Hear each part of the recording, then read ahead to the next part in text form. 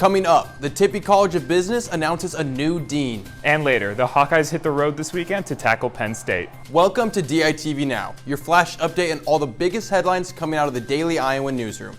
I'm Kate Overton. And I'm Shivan Shahuja. After a long search, the Tippy College of Business announced that the current interim dean, Amy Christoph Brown, will take the position permanently on December 1st. She has been employed by the university for 23 years in various roles before being named Senior Associate Dean in 2017. She has served as an interim dean since March 1st. The Iowa Board of Regents has agreed to not raise tuition and fees for the spring semester. This pauses their 5-year tuition increase plan until fall 2021. The board believed that pausing the raise was right to do during COVID-19, but they will have to continue raising the tuition to make up for lost revenue during the pandemic. International student enrollment at the UI has dropped 24% after COVID-19 shut down international travel. The UI was expecting this change when the pandemic hit, although the decline has been ongoing. International student enrollment from China has been going down since the Trump administration. Obtaining student visas has also been increasingly difficult over the years. Johnson County Board of Supervisors are planning to change the namesake of Johnson County to Lulu Merle Johnson.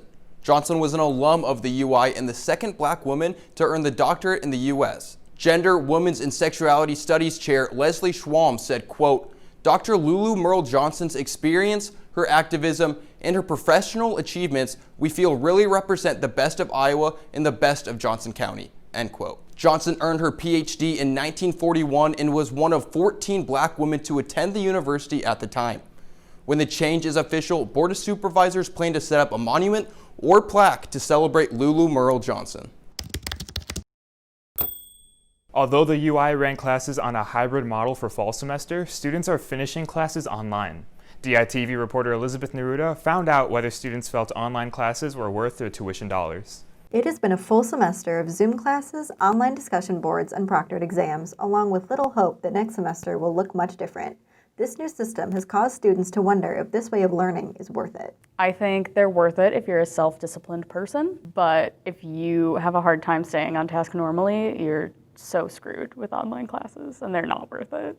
There are bright sides to online classes, like being able to go back to listen to lectures, but even so, student success relies heavily on how well professors have adapted to classes online. It really depends because a lot of professors have done really well, especially if they already have like kind of a pre-structured lecture format to their classes. With the continual rise in COVID cases, many students feel online classes are the safest bet, but sometimes it's just not possible depending on your courses.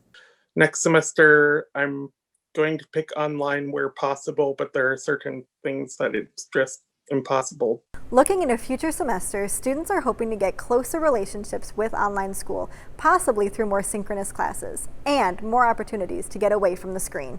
There's no separation between like school and like relaxing. So you're kind of just like always in school mode. Even when you're like not doing school, it still feels like you should be. Online classes aren't going away anytime soon, so students should prepare for more Zoom classes in the future. From Iowa City, Elizabeth Neruda, DITV. After last week's win, Iowa is now 2-2. They're going to have a whole new challenge when they travel to take on Penn State this weekend. Penn State might be 0-4, but the Hawkeyes haven't beaten the Nittany Lions since 2010.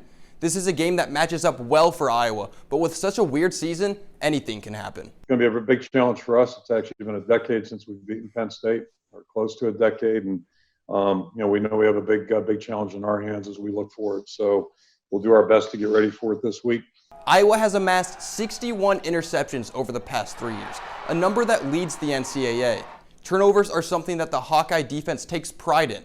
No matter who is out on the field, they all have that ball hawking instinct. Oh, and that's simple. I mean, we're in the film room pretty much all the time, 24/7, especially SDBs, where we put in extra hours in the film room. We see the things that officers are trying to do, and then Coach Parker does a great job in breaking down the other team's offense and knowing what could potentially hurt us. On the offensive side of the ball, the Hawkeyes struggled the first 2 weeks, but since then, they look like a completely different team.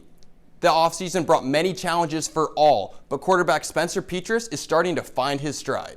You mentioned it, a really weird offseason where we didn't get the chance to build the chemistry as well as we'd liked, but I think since we started going, we've been working hard, and week to week, we're getting better and we're improving. And Tomorrow isn't going to be an easy game, but if Iowa can come out and build on what they did last week, they have a good chance at beating Penn State for the first time in a long time.